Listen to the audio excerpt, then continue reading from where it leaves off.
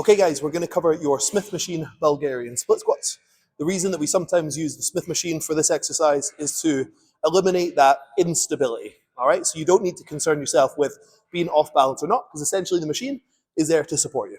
Okay, first thing to take note of is how far away the bench or how close the bench is to the machine will decide if you prioritize your quads a little bit more or your glutes a little bit more. So depending on what you want to prioritize, if you want to prioritize your quads just a little bit more than your glutes, you would push the bench a little bit closer to the machine.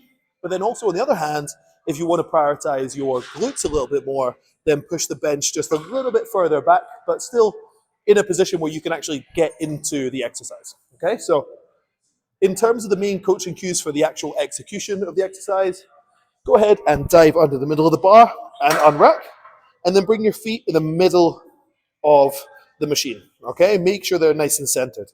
Now from there, I would just walk your feet 1.5 inches in front in order to be able to maintain a nice torso position, okay, which I'll show you in a minute. From here, pop your back foot onto the bench, and we're going to think about keeping your entire foot nice and planted on the floor. We don't want your heel lifting. We don't want your balls of your feet lifting off the floor. Your entire foot should remain planted on the floor. Now from here, we want to descend nice and slowly, assess when we've achieved maximum possible depth, and then push up nice and explosively, okay? So good control. Make sure you really feel where your maximum depth is to get the most out of the exercise, and then pop up explosively. Now this exercise is extremely important. We really do make the most of maximum depth, okay? Nice and controlled, really feel that depth, and then pop up. Now, to give you an example of why we don't want our feet too far back, is if I have my feet too far back and I try and come down, I have to awkwardly lean over like this.